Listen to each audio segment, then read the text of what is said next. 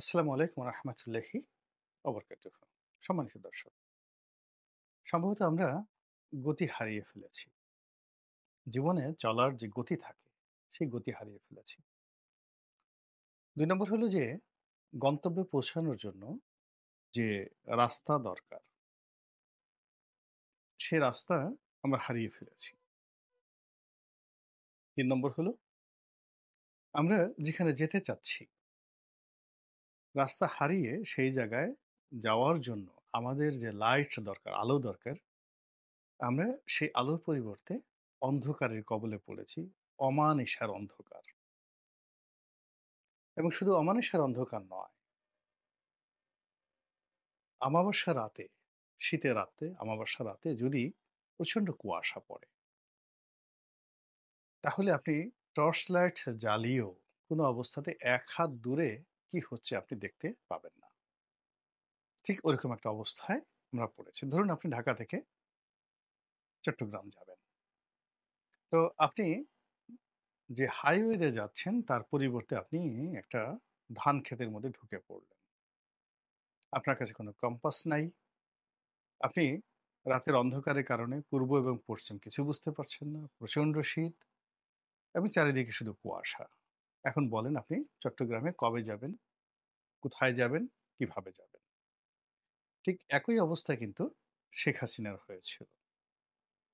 এবং এই কথা আমি ২০১৪-১৫ সন থেকে কন্টিনিউয়াসলি ১০ টি বছর আমি বারবার বলেছি যে শেখ হাসিনা পথ হারিয়ে ফেলেছেন, আওয়ামী লীগ পথ হারিয়ে ফেলেছে এবং শেখ হাসিনার যে বিরোধী পক্ষ তারাও পথ হারিয়ে ফেলেছে। এর কারণ হলো তিনি রাষ্ট্রশক্তি ব্যবহার করে ৩ টি কাজ করেছেন।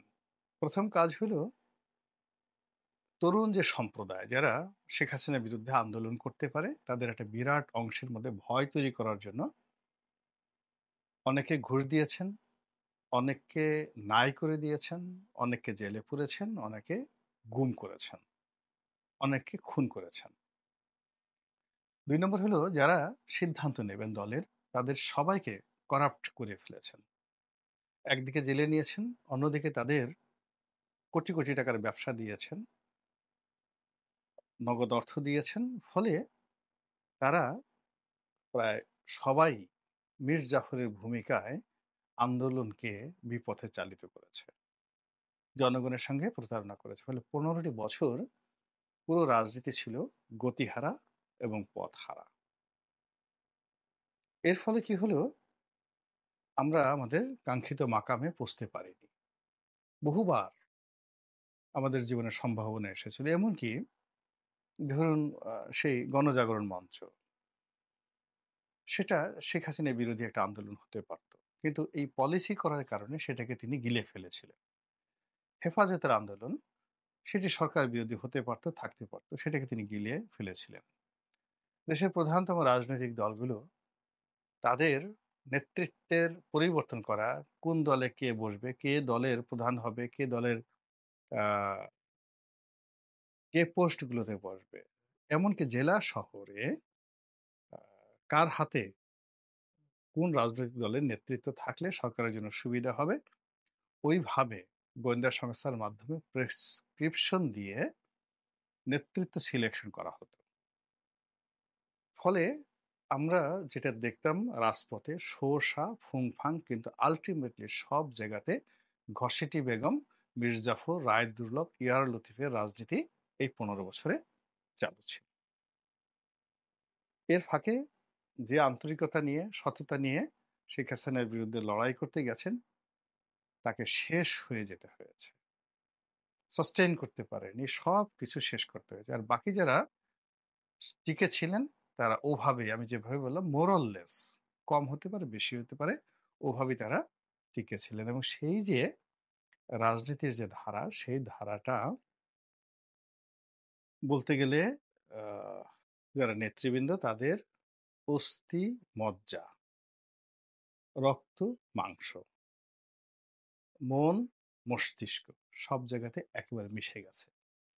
মানে হাড্ডিতে মিশে গেছে। হাড্ডির মধ্যে যে ওই যে যেগুলো আমরা চুষে, চুষে খাই, মুরগির বা গরুর নলি খাই, তো ওইগুলোকে মজ্জা বলা হয়। সেগুলোতে মিশে গেছে। রক্ত, রক্তনালী, মাংসপিণ্ড, পেশি, মন এবং মস্তিষ্ক সব জায়গাতেই ওই জিনিসগুলো এমনভাবে মিশে গেছে। এখন কেউ একটা পাঞ্জাবি না দিলে তাদের ভালো লাগে না। মাস শেষে মাসোহারা না দিলে ভালো লাগে না। ঘুষ না দিলে ভালো লাগে না। দুর্নীতি না করলে ভালো লাগে না। ধমক না খেলে ভালো লাগে না। পোদের উপর ২-৪ টা বাড়ি না দিলেও তাদের ভালো লাগে না। এইরকম লোকের সংখ্যা অনেক, অনেক হয়ে গেছে। যা হোক, সেই অবস্থাতে একটা বিপ্লব আমাদের জীবনে আল্লাহ রাব্বুল আলামিন দিয়েছেন। এটাকে আমি আল্লাহর দেয়া একটা নেয়ামত মনে করি। যারা বিপ্লবে আত্মাহুতি দিয়েছেন, আল্লাহর পক্ষ থেকে তারা আমাদের জন্য নেয়ামত। যারা সফল হয়েছেন আমি তাদেরকে আবাবিল পাখি বলেছি। কিন্তু সময়ের বিবর্তনে এই গত ৭ মাসে পুরো জিনিসগুলো আবার সেই আগের ধারাতেই চলছে। শেখ হাসিনার পুরো জমানাটা মূলত আমলাতান্ত্রিক জটিলতার মধ্যে ছিল।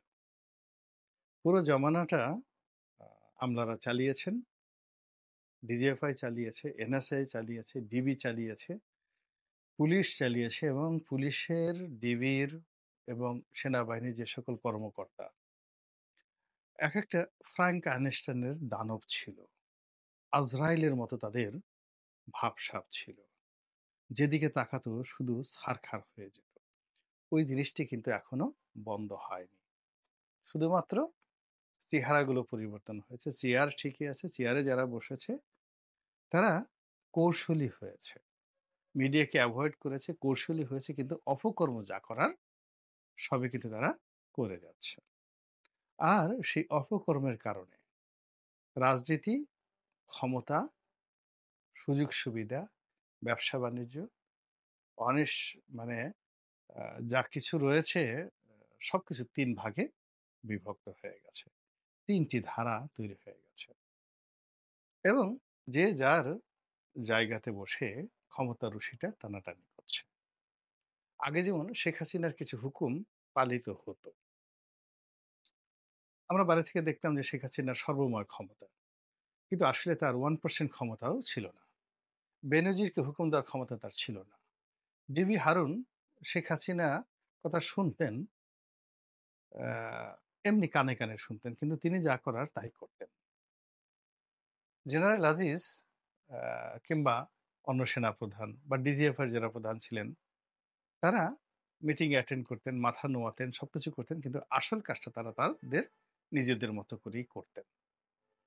এখন ওই সকল পদপদবীতে যারা আছেন, তারা কি আ ডক্টর মোহাম্মদ ইউনূসের কথা শুনছেন? আপনার কি মনে হয়? ডক্টর ইউনূসের যারা লোকজন আছেন, তাদের কথা শুনছেন? আপনারা নিজেরাই সিদ্ধান্ত নেন। দেখেন কি হচ্ছে। বরং পরিস্থিতি আগের চাইতে অর্থাৎ শেখ হাসিনার জমানার চাইতে এই অ্যাডমিনিস্ট্রেটিভ লেভেলে অন্তত ১০০ গুণ deteriorate করেছে।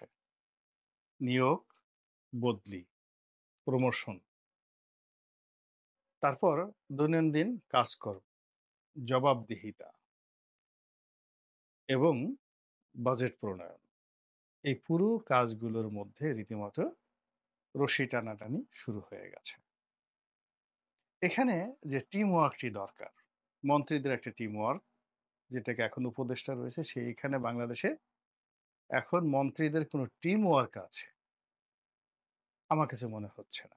আমার কাছে মনে হচ্ছে যে যার মন্ত্রণালয় বা যার যতটুকু ক্ষমতা আছে, যার যতটুকু চাপা আছে, অতটুকু সে ব্যবহার করার চেষ্টা করছে এবং কোনো মতে যাকে বলা হয় অনেকটা বক ধার্মিক হয়ে নিজেদের দুর্বলতা গোপন করে তারা টাইম পাস করছে। কিন্তু সত্যিকার অর্থে দেশ, জাতি, কল্যাণ, ডক্টর মোহাম্মদ ইউনূসের উন্নয়ন, জুলাই আগস্ট বিপ্লবের স্পিরিটকে ধারণ করা এবং রাষ্ট্রের জন্য, রাজনীতির জন্য, দেশের জন্য জীবনের ঝুঁকি নেয়ার যে ক্ষমতা রাজনৈতিক নেতাদের রয়েছে বা তারা যে কাজটা করে, এই কাজ এখন বর্তমান অন্তর্বর্তীকালীন সরকারের একজন সিঙ্গেল লোকের নেই। ২ নম্বর হলো যে ক্ষমতার যে বলয়গুলো রয়েছে, ধরুন ক্যান্টনমেন্ট। তারপরে আ সচিবালয়, বিচার বিভাগ। তো এই তারা একটা রাজনৈতিক দলের নেতাদের প্রতি তাদের যে কমিটমেন্ট থাকে, তাদেরকে যেভাবে ভয় করে, সম্মান করে, ওই জিনিসটি তাদের মধ্যে নেই। একেবারেই নেই। কেন নেই? এর কারণ হলো, ধরুন একজন সংসদ সদস্য তার নির্বাচনী এলাকাতে তার কথায় ১,০০,০০০ লোক রাস্তায় নেমে যাচ্ছে। তার কথা মতো মন্ত্রী চলছে। একজন সংসদ সদস্য মন্ত্রীকে একটা ধমক দিতে পারছে।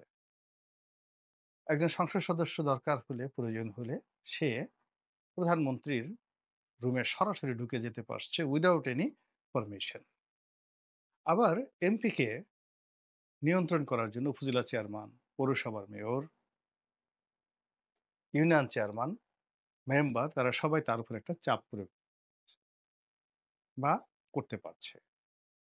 তো ফলে কি হলো, এলাকার চৌকিদার থেকে শুরু করে প্রধানমন্ত্রীর দপ্তর এবং প্রধানমন্ত্রীর চেয়ার, তার মধ্যে একটা রাজনৈতিক কোলাবোরেশন, চেইন অফ কমান্ড সেখানে কাজ করে, যেটি এখন এখানে শূন্য। যারা আছেন তারা কতদিন থাকবেন তারা নিজেরা জানেন না। আর তাদের কথা যারা ফলো করবেন, তারা যেহেতু কোনো টাইম টেবল নেই, তাদের কোনো বৈধতা কোন ক্ষমতা বলে আছেন, তাদের ভবিষ্যৎ কি, তারা নিজেরা নিজেদেরকে কতটা, অর্থাৎ উপদেষ্টারা নিজেরা নিজেদেরকে কতটুকু রক্ষা করতে পারবেন, আর তাদের হুকুম যারা তামিল করবেন, তারা কতটুকু ক্ষমতা প্রয়োগ করতে পারবেন, এই বিষয়গুলো নিয়ে কোনো বিশ্বাস, আস্থা নেই। এবং পারস্পরিক সংকট, মানে সম্পর্কের যে সংকট, এই সংকটটা এখন চরম আকার ধারণ করেছে। ফলে এখানে প্রশাসনের মতো চলছে। সচিবালয়ে যদি ধরুন একজন কর্মকর্তা, জামাতের কর্মকর্তা, সে সেই জুলাই, আগস্ট বিপ্লবের পরপরই সেপ্টেম্বর, অক্টোবর মাসে একটা ভালো পদে বসে গেছেন। এখন বসার পরে বিএনপির তার অধীনস্থ যারা লোকজন আছেন তাকে সরানোর জন্য তারা চেষ্টা করছেন যে আওয়ামী লীগের সঙ্গে তার কি, কি সম্পর্ক ছিল। আবার ধরুন ১০ জন কর্মকর্তা একেবারে কট্টর আওয়ামী লীগ। তারা এই সময়টাতে অবস্থা বুঝে বিএনপি হয়ে গেছে অথবা জামাত হয়ে গেছে। ফলে ওখানে যে কাজটি হচ্ছে সেটি হলো সারভাইভাল ফর দ্য ফিটেস্ট।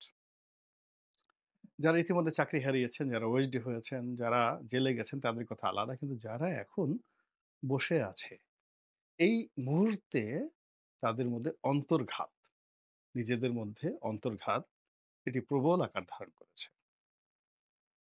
২ নম্বরে যে প্রবলেমটা সেটা হলো, পুলিশ কি ডিসি সাহেবের কথা শুনবেন, না ডিসি সাহেব পুলিশের কথা শুনবেন? থানার ওসি সাহেব কি দায়িত্বরত যে সেনাবাহিনীর কর্মকর্তা রয়েছেন, টহলরত, যার ম্যাজিস্ট্রেসি পাওয়ার রয়েছে, তার কথা শুনবেন নাকি শুনবেন না? এগুলো নিয়ে দ্বন্দ্ব একেবারে চরমে। ফলে কি হচ্ছে, কখনো, কখনো আ সেনা কর্মকর্তাদের হাতে থানার কর্মকর্তা লাঞ্ছিত হচ্ছে। কখনো আবার থানা কর্মকর্তাদের হাতে সেনা কর্মকর্তা লাঞ্ছিত এবং অপমানিত হচ্ছে। একই অবস্থা সিভিল সার্ভিসে। ফলে ক্ষমতার যে রশি আমলাতান্ত্রিক লেভেলে ৩ দিক থেকে টানা হচ্ছে। এখন একটা রশ্মি যদি ৩ দিক থেকে টানে, অর্থাৎ এক মাথা টানছে ধরুন এক পক্ষ, অন্য মাথা আরেক পক্ষ। আর মধ্যের যে অংশ সেখানে আরেকজনে টানছে। তাহলে সেটা কি হবে? সেটা প্রথমত ক্ষমতা, সেই দড়িটির দৈর্ঘ্য যদি ১ গজ হয় তাহলে সেটা প্রথমত দৈর্ঘ্যটা কমে যাবে। এরপর একটা সময় এটা ছিঁড়ে যাবে। এবং এটা একটা এমন ত্রিভুজ তৈরি করবে, সেই ত্রিভুজের ২ টো বাহু আছে। আরেকটা বাহু ফাঁকা। কিন্তু এটা একটা ত্রিভুজ। এবং এটা জ্যামিতির ভাষায় বলেন, অঙ্কের ভাষায় বলেন, একটা ভয়াবহ অবস্থা। সচিবালয়ে যেভাবে একটা ত্রিমাত্রিক অবস্থা তৈরি হয়েছে,